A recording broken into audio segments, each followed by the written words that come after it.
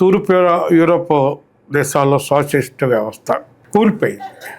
అదే సందర్భంలో ఇప్పుడు ఆ రోజు అన్నారు ఇంకా అమెరికన్నే ప్రత్యామ్నాయం, పెట్టుబడిదారు విధానమే ఈ దేశానికి ప్రత్యామ్నాయం. అట్లాగే ఇప్పుడు ఈ ప్రపంచానికి ప్రత్యామ్నాయం అన్నారు. ఈరోజు ఈ దేశంలో ఇటువంటి ప్రతిపక్ష పార్టీలు అంటే కాంగ్రెస్ కానీ స్థానిక పార్టీలు కానీ ఇవే ప్రత్యామ్నాయం అంటారా?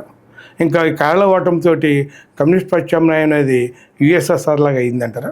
కేరళ ఓటమి సందర్భంగా సోవియట్ యూనియన్ని గుర్తు చేసుకుందాం. వాళ్ళు ఆనాడు కూడా సేమ్ ఇదే చెప్పారు. సోవియట్ యూనియన్ దానితో పాటు కొన్ని సోషలిస్టు తూర్పు యూరోప్ రాజ్యాలు పతనమైన తర్వాత ఇక ప్రపంచంలో సోషలిజం అనేది ఉండదు, అమెరికాకి ఇక ప్రత్యామ్నాయం లేదు, అమెరికాయే ఇక మొత్తం ఏకఛత్రాధిపత్యం వహిస్తుంది, పోలార్ వరల్డ్ వచ్చేస్తుంది, ఇక అమెరికాయే మొత్తం రాజకీయాలను శాసిస్తుంది, ఇక దానికి తిరుగులేదు, సోషలిజం అనేది రాదని చెప్పారు. కానీ సోషలిజం అనేది మరింత అప్డేటెడ్ వెర్షన్లో ఇవాళ చైనా రూపంలో ముందుకొచ్చింది.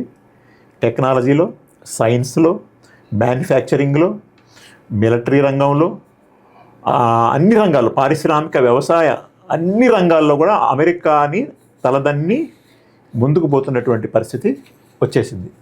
ఈరోజు చైనా ముందుకు వచ్చిన తర్వాత ఆటోమేటిక్గా వ్యాపారం, వాణిజ్యం, టెక్నాలజీలలో ఒక బహుళ ధ్రువ ప్రపంచం ఏర్పడింది.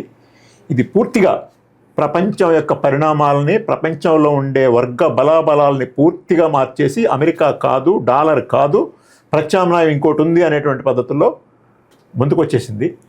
సోషలిస్ట్ దేశాలే కాకుండా అనేక ప్రజాస్వామిక దేశాలన్నీ అమెరికాకి వ్యతిరేకంగా గళమిప్పే పరిస్థితి వచ్చింది.